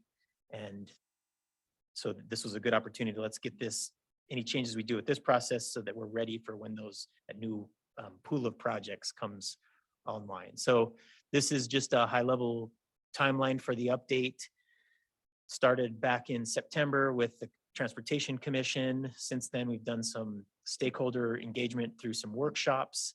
Right now, we're in the process of taking some of the feedback and input from those workshops and looking at how the models may be reworked, in any adjustments that are made. And then working forward into the new 2023 year, there's likely to be some additional back and forth with some stakeholders, targeting a commission check-in, and then that June timeframe hopefully sets us up for being in sync with the new long-range plan coming out. And then Stephanie Tomlin on our UDOT team is the lead for this, and so her contact information, if you need more detailed information, she's available to work with whoever needs to. So with that, I'll answer any questions. Any questions for Ben? Okay, well, Ben, thank you. Sorry, I don't have a, may I? Yes. I don't have a question. I have a comment / compliment. The TIF prioritization process, Ben just gave the simple version. It's really complicated. And it's really important because it's the investment of many hundreds of millions of dollars, billions of dollars actually, over the course of years. And I just want to say that the team at UDOT working with the commission does a really careful job of making sure that they're balancing needs across the state, balancing important priorities of addressing new growth and preserving the existing infrastructure, serving all of our communities. They've been incredibly gracious of engaging all of us and our staffs at WFRC and UTA. And we just really appreciate all the hard and challenging, important work that goes into this process. So thank you very much. Yes, Terry. I'm just want to add that I think what's really important about the work that this group does in terms of the long range plan, when you approve the long range plan and projects are slated into the first phase, those are the projects that we look at with this list. And so there is a really important role that the MPOs play in approving that long range plan. So we really take the starting point of what that first decade is, and that's where we start our process. So it is really important, all the involvement, all the data that goes in, all the stakeholder involvement, and then what you guys adopt as a plan. That is where we have our starting point with prioritization. Thank you. Well, all right. Brings us to item D. We have Brett Slater and Brad Palmer. Are they both online? Oh, okay. Yeah, I really don't care which one of you goes first. So looks like Brad's taking it. Yeah, let's go with the PDF. I'm Brad Palmer. I'm the Region 2 Program Manager, and Robert Stewart, our Region Director, asked me to come and present to you today on the projects that we have coming up, the capacity projects in Region 2 through the rest of this decade. So I'll be kind of going through them in chronological order and how they're going to hit construction. So we're going to hit hit some that are going right now and then go through the rest of the decade. So we've got 12 projects currently funded in Region 2. So that would, the ones that I'm highlighting here are going to be in the Salt Lake and Tooele counties mainly because that's where the MPO is located. If you can go to the next slide. Out of these 12 projects, you can see the map there. They're scattered quite all over the region, a couple in Tooele County, but mostly through Salt Lake. And the price tag for all these, when we add them up, comes to just under $2 billion. We've got a really nice program in this area coming up with some really good projects that we're extremely excited about. Next slide, please. So I'm going to go through these quickly. I know we're getting short on time, but if you do have questions, please feel free to stop me. This first project is currently under construction. You've probably driven through it. It's our I-80 and I-215 reconstruct. It was actually a conglomeration of two different projects that we combined into one. It's replacing all the old concrete pavement out there on I-80 and 215. It's some of the oldest concrete that we have left in the state. And it's lasted a long time, but it is time to replace it. It's been under construction for a couple of years. COVID has slowed it down, and it was supposed to be done at the end of this year, but we won't get it done until the end of next year. And that's mainly due because of labor shortages and trying to get materials and things like that. But construction at this point is moving fairly well. We're getting the materials we need. Contractor has been able to pick up pace this past year, and we are on schedule to get everybody up on new concrete by the end of this year. And then we'll finish up next summer with getting just some kind of sliver pours of concrete done and cleaning everything up and getting out of there by the end of the next season. Next project, please. This one, SR 68, Redwood Road, down near 6200 South. If you've ever driven there during the peak hour, it has a lot of vehicles. It rivals Bangor Highway for the amount of vehicles that we have at this location. This was actually a region-sponsored project, and WFRC was kind enough to partner with us on this. They provided some money to this project. It is just about to hit advertising. We actually advertised it once. Prices came back extremely high. And we think mainly because it's a digital delivery project, meaning we're not providing paper plans to the contractor. UDOT has been leading the nation in this effort with providing a model that they put into their equipment and build the project that way. Problem that we've been running into is some of the subcontractors have a hard time with this technology. And so we've been trying to help them, teaching them how to use the models and trying to get a seamless effort of transferring from our design group over to the contractor. So we advertised it once, prices came back really high. And knowing the trouble the subs are having, we provided a lot more paper type products, not contract documents, but paper type plans so that the subcontractors can bid it a little bit better and try to eliminate some of their risk. So this one's going to be hitting advertising in the next couple of weeks. And then we anticipate the construction will be underway by the spring of 23. All right, 90th South, down in the West Jordan area. This goes from Redwood Road over to State Street. We're going to be expanding the roadway from 5 lanes to 7 lanes from Redwood Road to 7th West.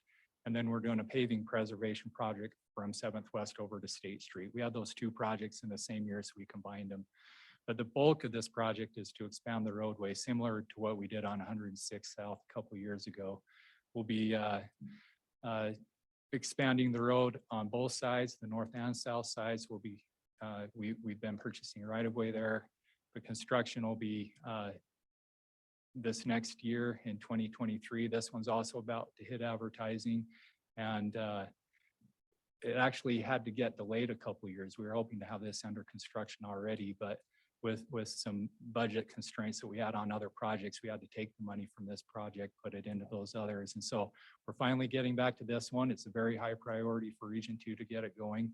And so we've been able to get the funding now, and it will be hitting construction next summer. Bangor Highway. We love our projects on Bangor Highway. They have shown huge benefits to the traveling public, not only for mobility purposes, but also for safety. So our next round that we're working on, we've got this interchange at 47th South, and then the next slide that I'll show you is the remaining 3 that we currently have funded. Those 4 interchanges that you're going to see in just a minute are all going to be under construction beginning in 2023. So this first one, 47th South, was kept separate for a number of reasons. The other 3 were combined into one project, but this one it's got the Jordan Valley Aqueduct running parallel to it. It's got a few other unique challenges that we just wanted to get a contractor on board with us during the design phase. So we're using what we call progressive design build delivery method for this, where we can actually bring contractor on, the designer on, they work together to find solutions to some of the challenges that we have at certain locations. What that does is it helps us try to control the cost so that we're not just making design assumptions that the contractor might not be able to build, or it's going to cost a lot more for them to build what we've proposed. So to have them working together, we hope to contain costs here and actually speed up the construction process and get it done quicker. And then the next slide with the other 3 interchanges, these ones are at 27th West on the south end, 134 South, and then 98 South. These ones were more similar in nature, didn't provide as much risk in the design phase, and so we felt like we could keep these ones together. This one will be procured through design build, and we're currently working on getting the RFP out on the street so that we can get some proposals back from contractors. And all 4 of those will be beginning construction in 2023 and probably taking a couple of years to get through the complete construction of those. All right, next slide, please. I-215 southbound frontage road. This one we just got funded over the summer. It hit us a little sooner than we thought it would. We thought we would have another year or so before we got the funding on this, but we're getting going quickly on this one. Our project manager is just got the RFQ out on the street so that we can get our designer hired, and design is going to get going immediately. We hope to get this one in construction. We're targeting 2024.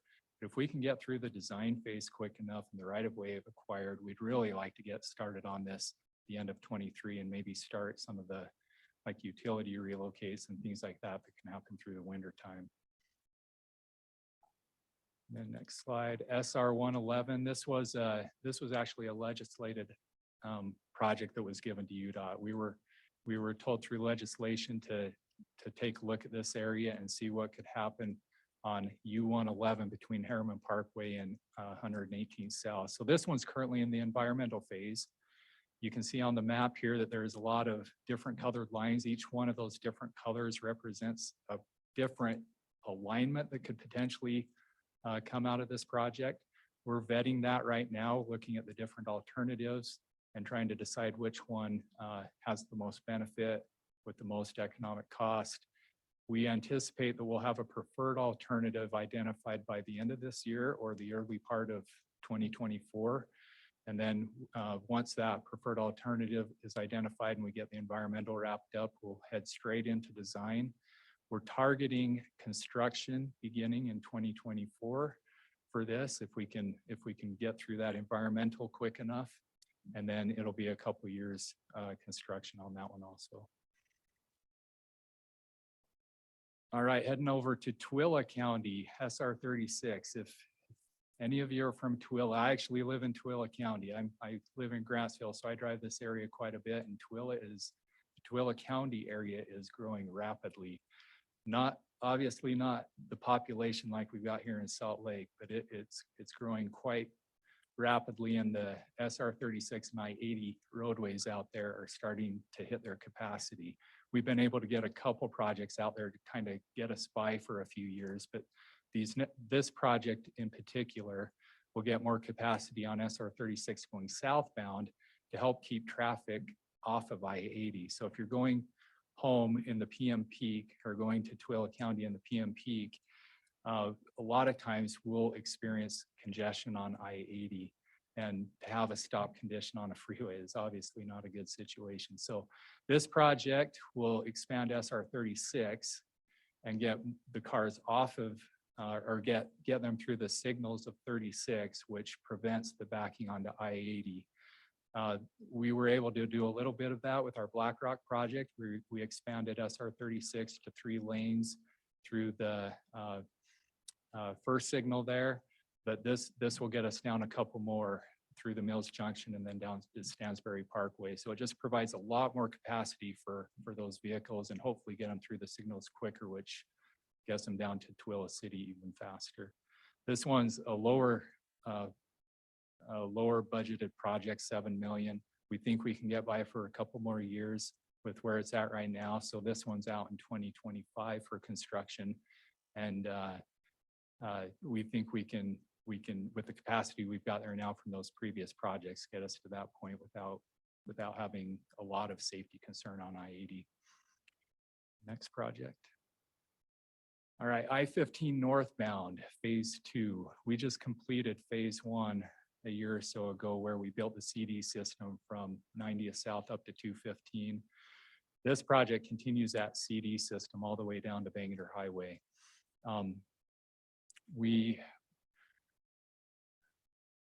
Trying to think how to say this. We're hoping that we can get a little bit of early funding to get going on the right of way and get our environmental reevaluated, things like that. We currently don't have the money to do that, but we're seeing if there's ways to bring a little bit of that money forward so that we can start that process.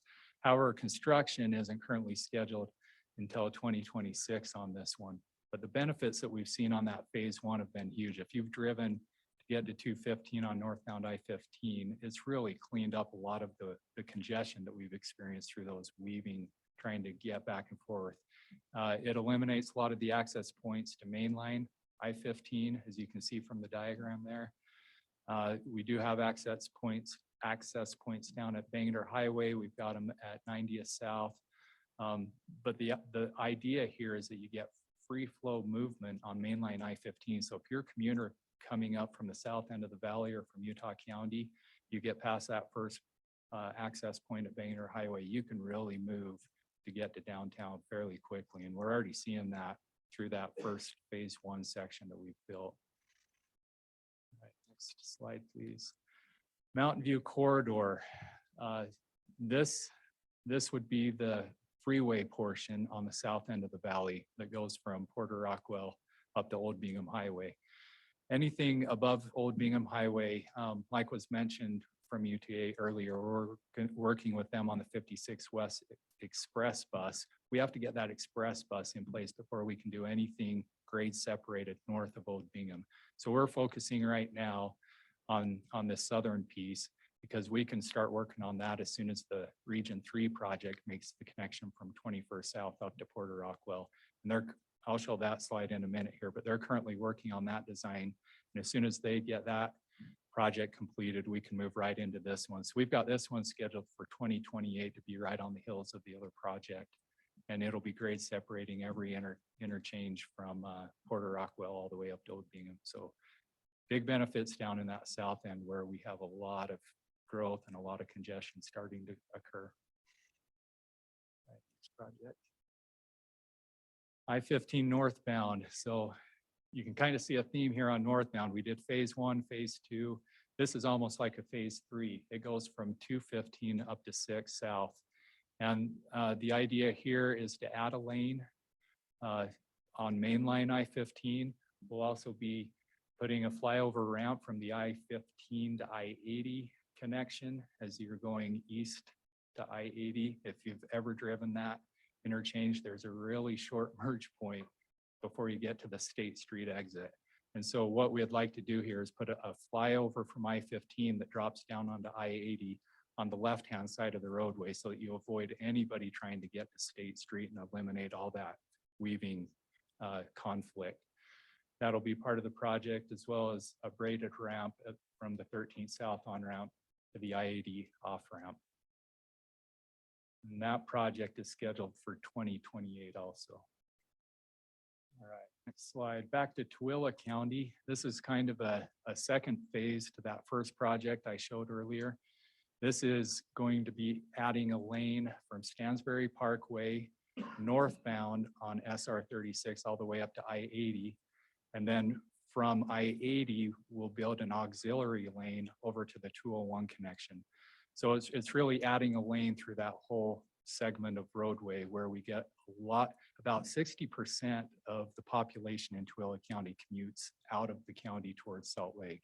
So this really provides a lot more capacity on that roadway, about 50% more, and then it splits there at 201. You can just stay in that auxiliary lane to 201, or you can merge over onto I-80 and move into the Salt Lake Valley at that point.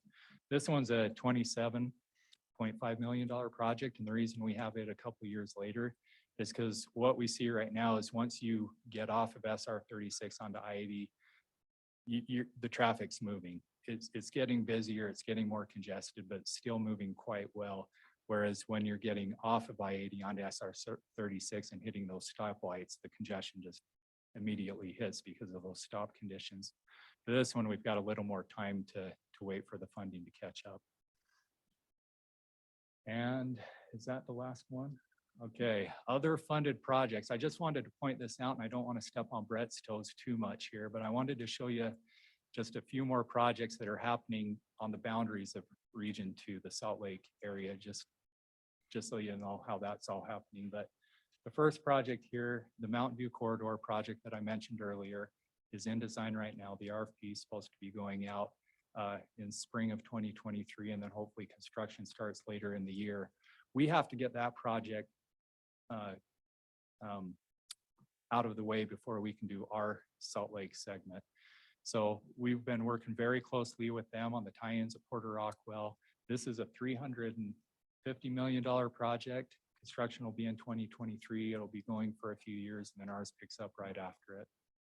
The Bangor Highway environmental, this one's been going for a few years. It cleared everything that we're going to start building next year, but we still have all those interchanges on the north end from 39th south going northward, or 41st south going northward. And so this environmental is continuing. We expect that it'll be completed in the summer of 2023. And then from there, we can start looking at that whole northern segment of when's the most appropriate time to get it funded, and or it's partially funded now. When can we actually get it under construction and moving after the other projects are completed? And then the big I-15 project that I'm sure Brett will talk about more here. That one comes down into the Salt Lake County area a little bit, down to 6 South area. And it's about a $1.7 billion project. The environmental phase is going right now. And then the actual project in construction is scheduled to begin in 2024. So those ones just on the outskirts of Region 2 are about $2 billion also. So we have a lot of money, a lot of projects coming over the next decade in this area. And I hope I didn't talk too fast, but if you have any questions, I'd be happy to answer them. That was a lot. Thanks, Brad. Thank you. And Brett, he's online. Let's talk Region 1. Yes. Can I share my screen?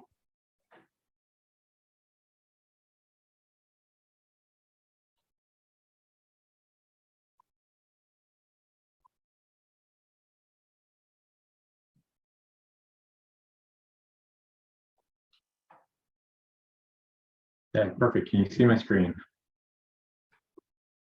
Beginning. Excellent. Okay, so I'm Brett Slater. I'm the Region 1 Program Manager.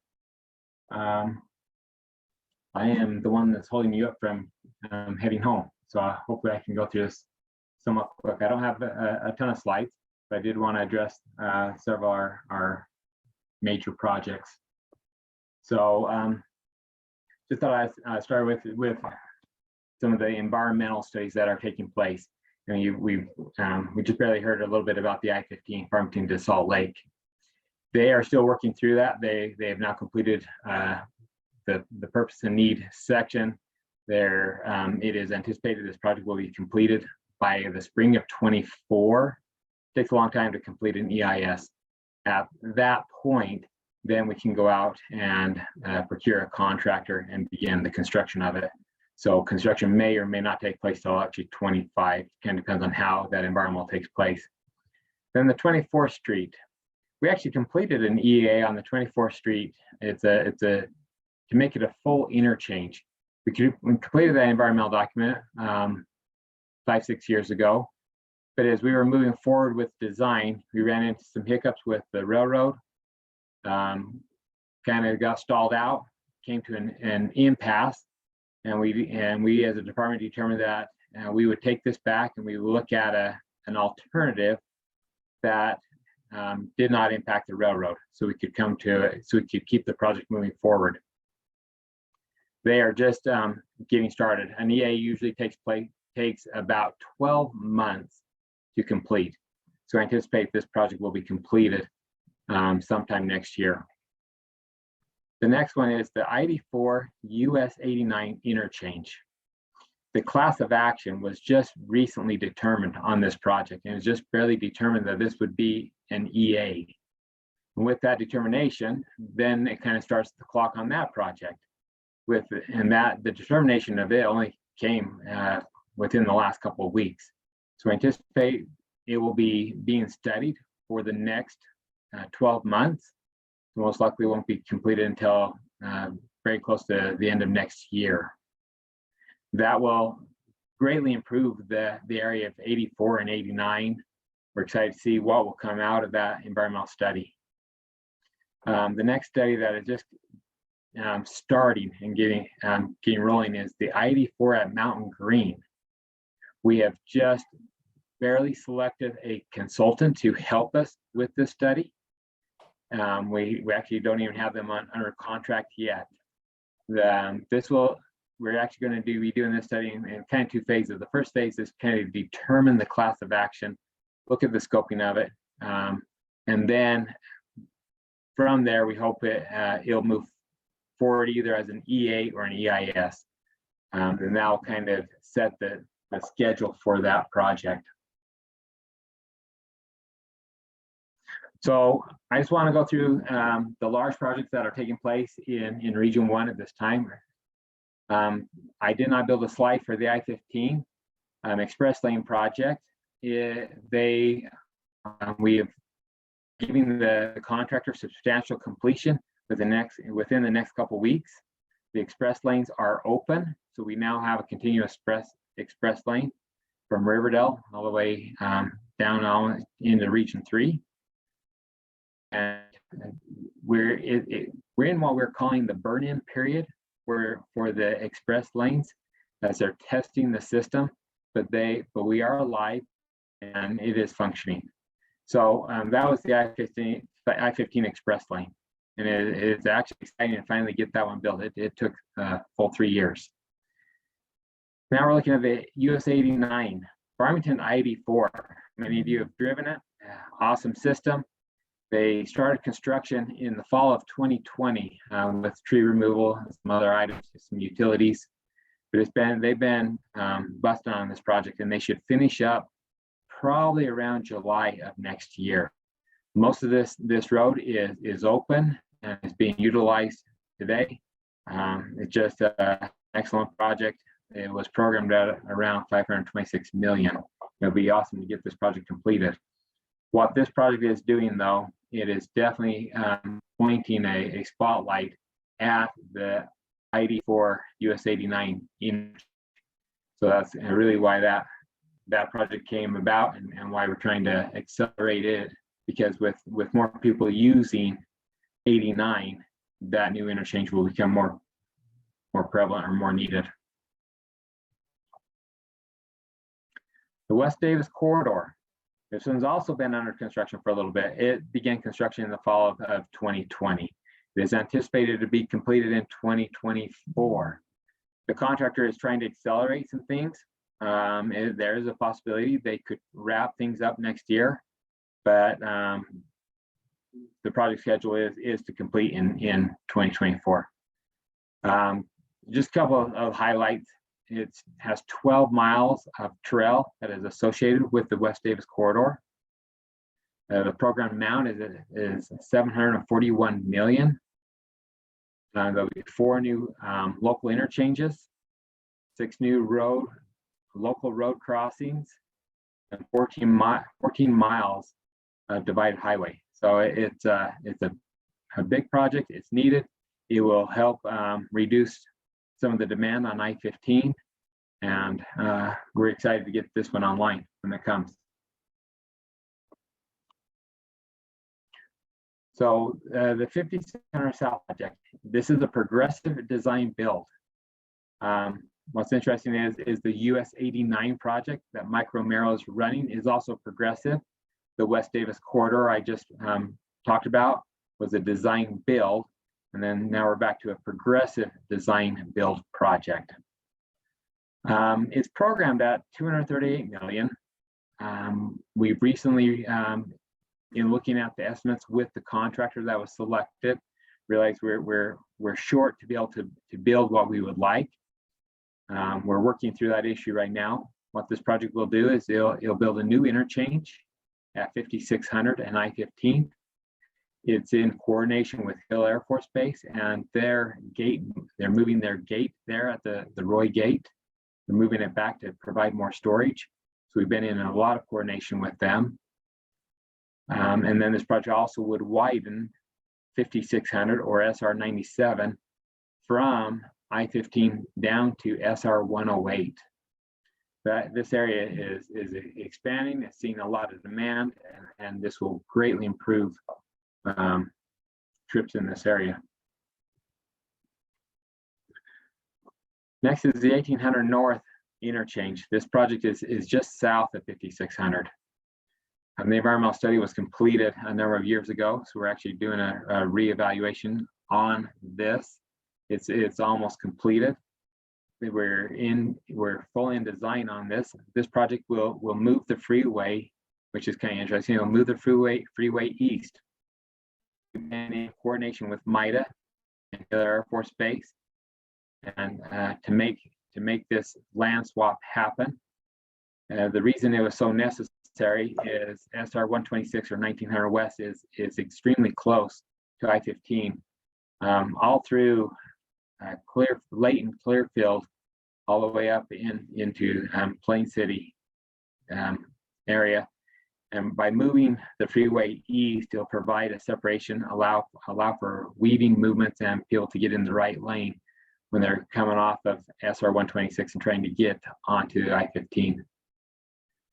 We're hoping to be into construction in 2025. I have left off the program funding amount on this project because we are currently working through some funding issues on this project, and hopefully we can get it fully funded. The next one is 1800 North. You may be asking why we have separated them. Well, we separated them mainly because the funding came in two different pots. And they was separated. There is a possibility, and the funding was in different years. There's a possibility we may be able to combine these projects back. But right now they are separated. This project will widen 1800 North from 250 West, and that's basically where the 1800 North interchange project comes down to. This will widen 1800 North from 250 down to SR 108. It will create a new flyover structure over the UPRR Railroad and UTA lines.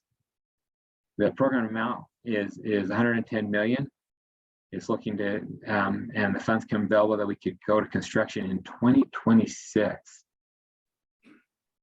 And then the last project I will present on is the Shepherd Lane and Park Lane Pedestrian Bridge project.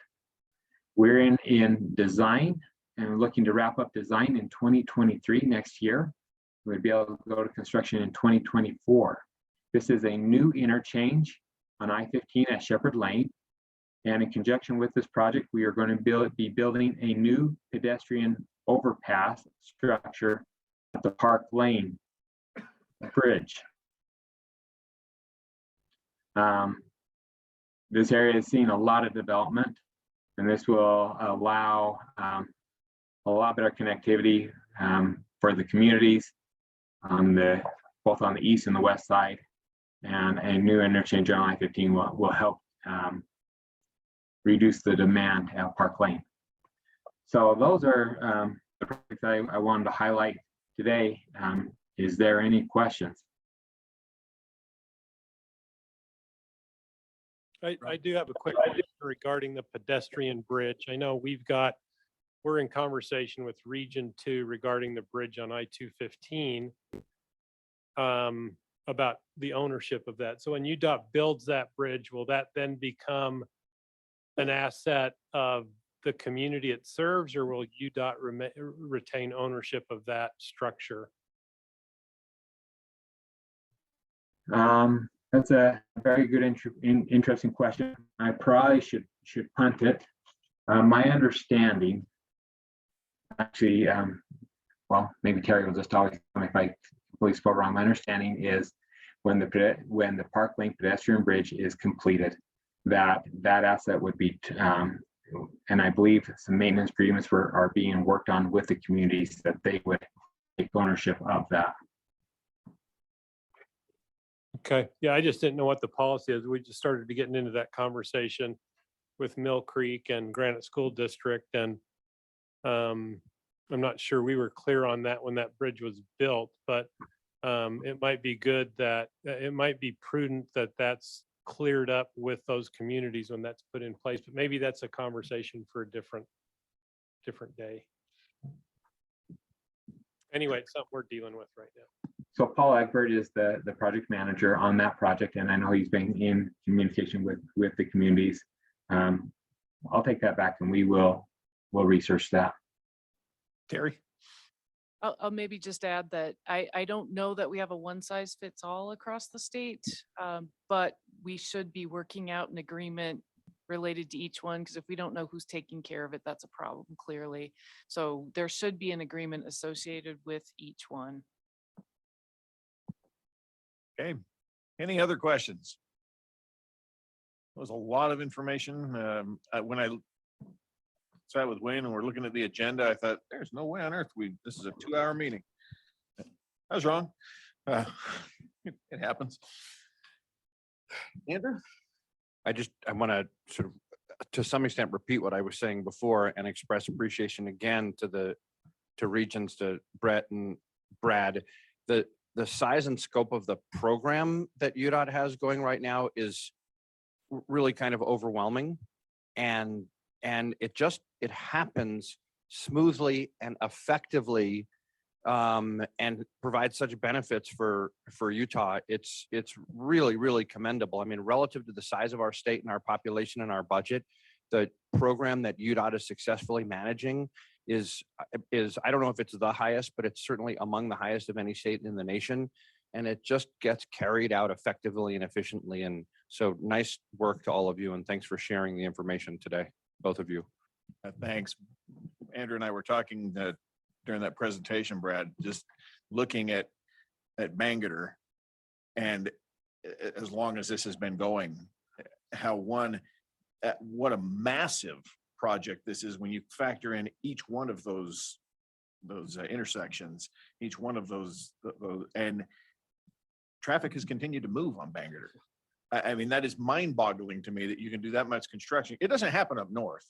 I mean, so no, I'm just kidding, Brett. It's not, I'm really glad, Brett, that we have staggered 1800 north, 5600 south, the new gates, and, so that this is, and the 2000 west expansion itself from 300 north to 1800 north, which will also prevent any traffic coming from the west side of the freeway onto any of the interchanges except they go through Clearfield.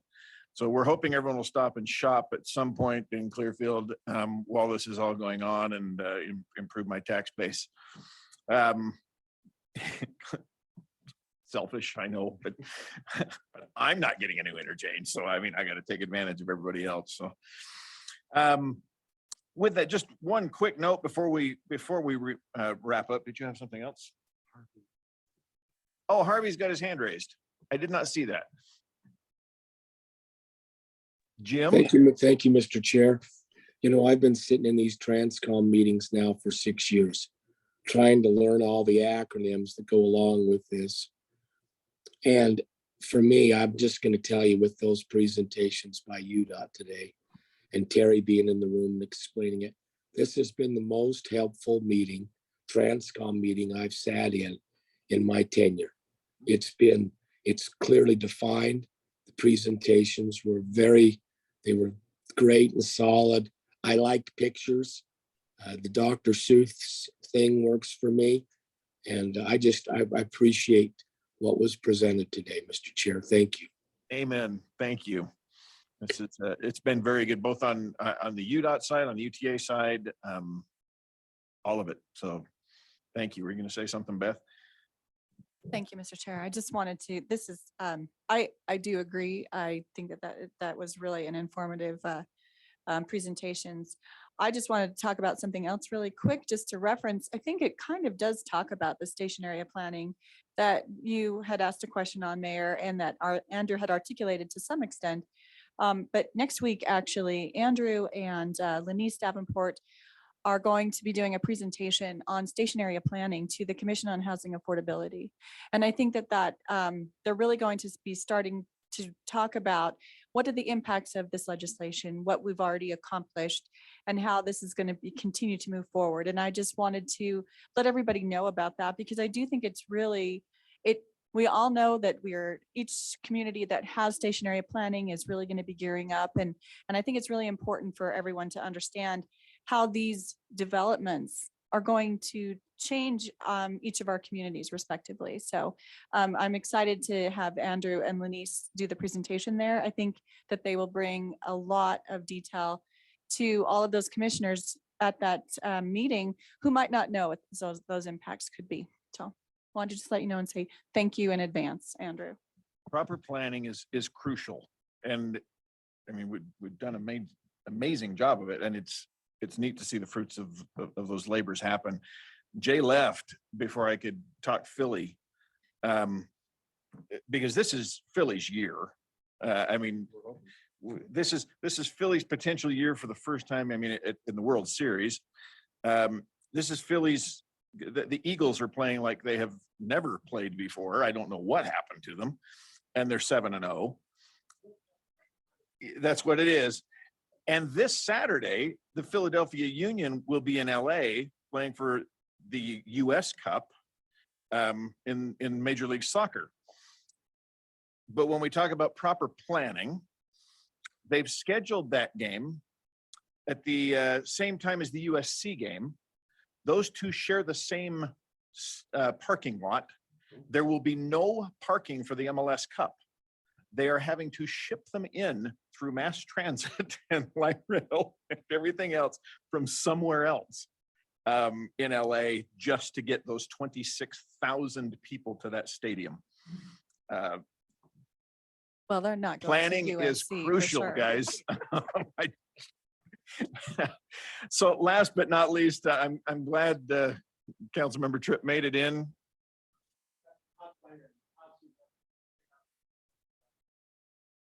No worries. We just we wanted to thank Councilmember Tripp for his service. This is his swan song year. He's decided not to run again. Yeah, well, we appreciate your service to Tooele County and to WFRC and all you've done. So thank you for all you've done. We have any other items we need to bring up? I'll take a motion to adjourn. We stand adjourned. Thank you, everybody. Thanks, everybody.